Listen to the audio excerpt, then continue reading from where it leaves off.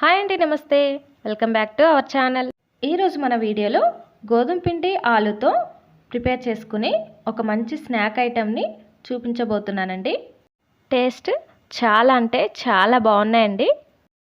Stove on చేసి ప్యాన్లో 1 tablespoon oil, 1 teaspoon జీలకర్ర, సన్నగా కట్ చేసుకున్న 1 టీ స్పూన్ అల్లం, 1 టీ స్పూన్ వెల్లుల్లి, 1 పచ్చిమిర్చి, chilli flakes 1 teaspoon, 1 tablespoon నువ్వులు వేసి ఇవి కొంచెం ఫ్రై అయ్యాక సన్నగా తురుముకున్న 1 బౌల్ పచ్చి ఆలుగడ్డ తురుము, 1/2 టీ స్పూన్ పసుపు వేసి కలుపుకుంటూ 2 నిమిషాలు లో ఫ్లేమ్లో కుక్ చేసుకోండి. సన్నగా కట్ చేసుకున్న 1 టేబుల్ స్పూన్ కొత్తిమీరని వేసి ఒకసారి కలుపుకోండి.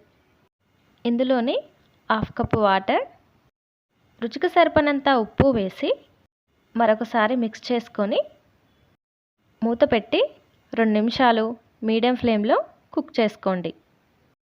అలాగే 1 కప్ గోధుమ పిండిని వేసి ఉండలనేవి లేకుండా సాఫ్ట్ పిండిలాగా బాగా కలపండి.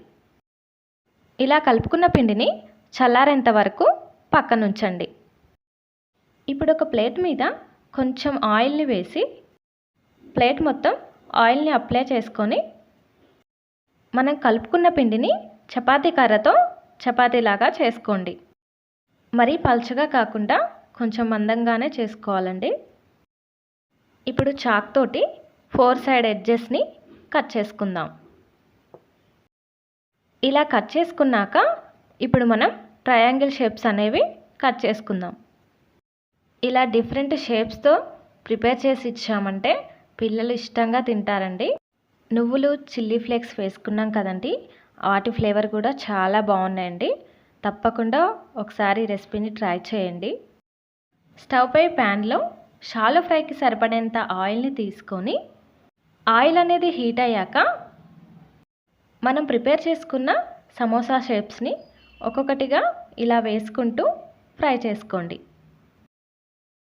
లో టు మీడియం ఫ్లేమ్లో ఒకవైపు ఫ్రై అయ్యాక ఇంకోవైపు ఫ్రై చేసుకుంటూ గోల్డెన్ బ్రౌన్ కలర్ వచ్చేంత వరకు ఫ్రై చేసుకొని ప్లేట్లోకి తీసుకోండి.